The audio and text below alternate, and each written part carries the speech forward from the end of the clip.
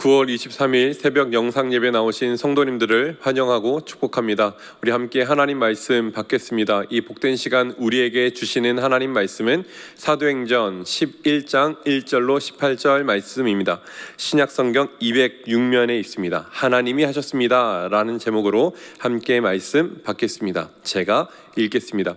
유대에 있는 사도들과 형제들이 이방인들도 하나님의 말씀을 받았다 함을 들었더니 베드로가 예루살렘에 올라갔을 때에 할례자들이 비난하여 이르되 내가 무할례자의 집에 들어가 함께 먹었다 하니 베드로가 그들에게 이 일을 차례로 설명하여 이르되 내가 욥바시에서 기도할 때에 황홀한 중의 환상을 보니 큰 보자기 같은 그릇이 내 귀에 매어 하늘로부터 내리어 내 앞에까지 드리워지거늘 이것을 주목하여 보니 땅에 네 발 가진 것과 들짐승과 기는 것과 공중에 나는 것들이 보이더라. 또 들으니 소리 있어 내게 이르되 베드로야 일어나 잡아 먹으라 하거늘 내가 이르되 주님 그럴 수 없나이다. 속되거나 깨끗하지 아니한 것은 결코 내 입에 들어간 일이 없나이다 하니 또 하늘로부터 두 번째 소리 있어 내게 이르되 하나님이 깨끗하게 하신 것을 내가 속되다고 하지 말라 하더라. 이런 일이 3번 있은 후에 모든 것이 다시 하늘로 끌려 올라가더라. 마침 세 사람이 내가 유숙한 집 앞에 서 있으니 가이사랴에서 내게로 보낸 사람이라. 성령이 내게 명하사 아무 의심 말고 함께 가라 하시매 이 6 형제도 나와 함께 가서 그 사람의 집에 들어가니 그가 우리에게 말하기를 천사가 내 집에 서서 말하되 내가 사람을 욥바에 보내어 베드로라 하는 시몬을 청하라. 그가 너와 내 온 집이 구원받을 말씀을 내게 이르리라 함을 보았다 하거늘 내가 말을 시작할 때에 성령이 그들에게 임하시기를 처음 우리에게 하신 것과 같이 하는지라. 내가 주의 말씀에 요한은 물로 세례를 베풀었으나 너희는 성령으로 세례를 받으리라 하신 것이 생각나노라. 그런즉 하나님이 우리가 주 예수 그리스도를 믿을 때에 주신 것과 같은 선물을 그들에게 주셨으니 내가 누구이기에 하나님을 능히 막겠느냐 하더라.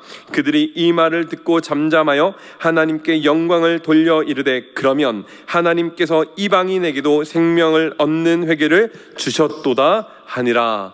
아멘. 사랑합니다. 참으로 귀하고 복된 아침입니다. 이 예배 자리에 함께 하신 우리 성도님들 환영하고 축복합니다. 날이 점점 추워지고 있는데 아침 저녁으로 여러분 감기 늘 조심하셨으면 좋겠습니다. 함께 하나님 말씀 받겠습니다. 베드로가 가이사랴에서 고넬료에게 복음을 전하고 세례를 베풀어요. 이렇게 고넬료는 최초의 이방인 신자가 됩니다. 얼마나 놀라운 사건이에요. 사람 다 놀랐습니다. 왜냐하면 하나님의 구원이 이제 유대인들뿐만 아니라 이방인들에게도 전해지는 그 사건을 눈에 본 겁니다. 그 사건을 본 베드로와 유대인들 어떻게 반응합니까? 놀라요. 그냥 놀랐다 정도가 아니라 정신을 잃을 정도로 놀라고 감격해하는 모습을 보입니다.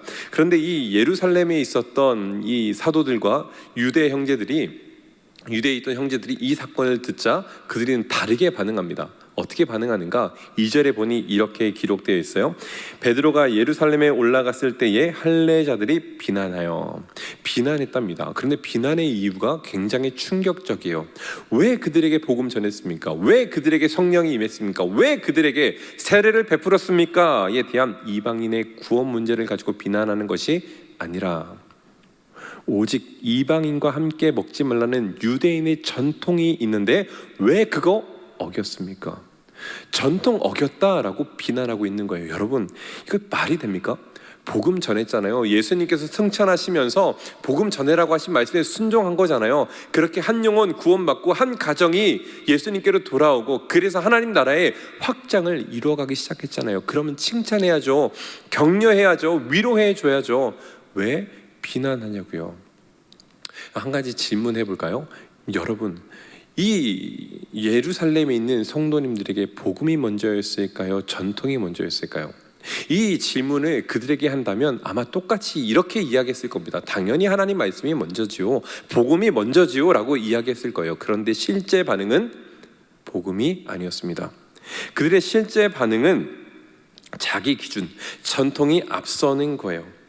여러분, 이 장면을 보면서요, 우리 성도에게 이루어지는 신앙의 자세를 한 가지 배우게 됩니다. 발견하게 돼요. 그 무엇보다도 말씀이 나를 이끌도록 해야 한다라는 거예요.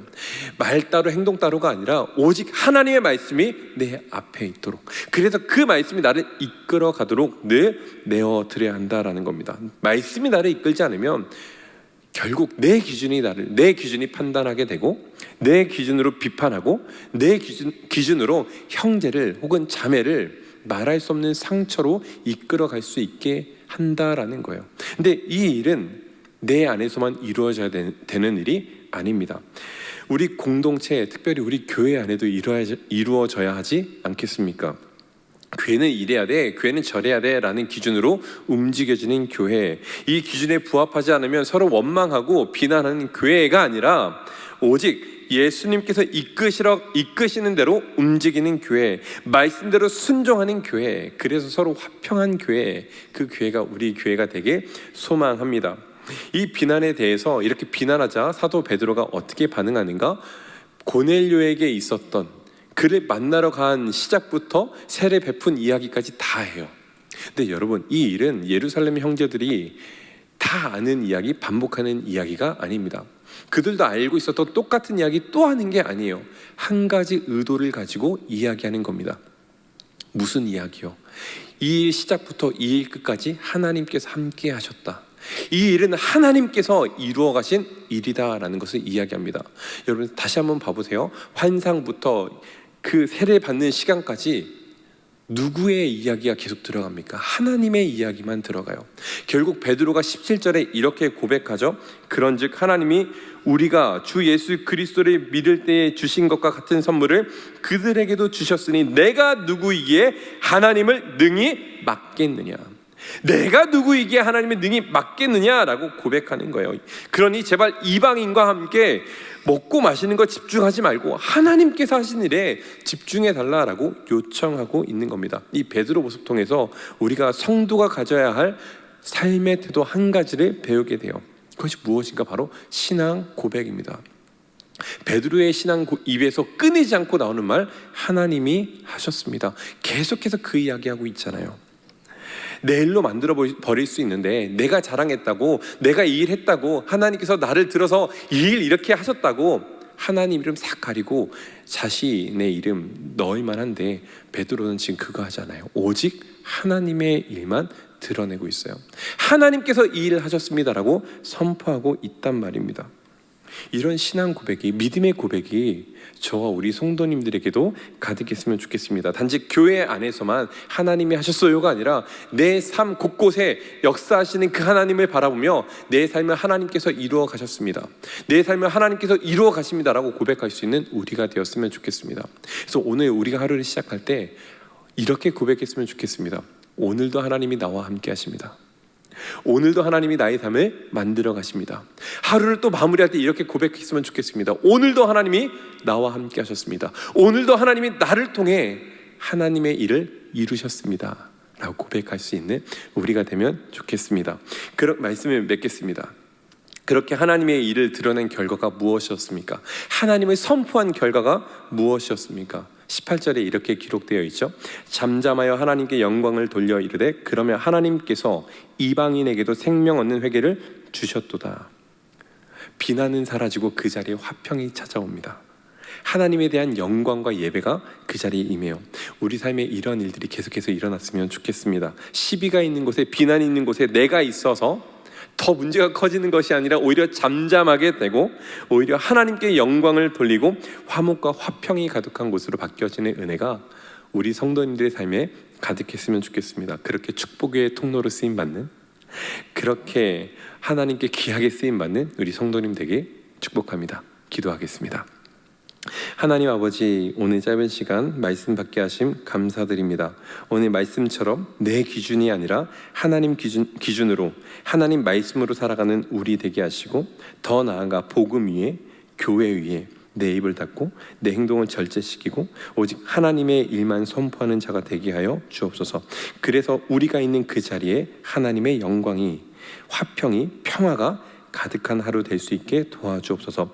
아침 저녁으로 날이 쌀쌀해지는데 우리 성도님들 감기 걸리지 않도록 붙잡아 주시고, 특별히 코로나가 판치는 이 시대 가운데 건강 지켜 주옵소서. 주께서 함께 하시길 간절히 소망하며 모든 말씀 살아계신 우리 주님 예수 그리스도의 이름으로 기도드립니다.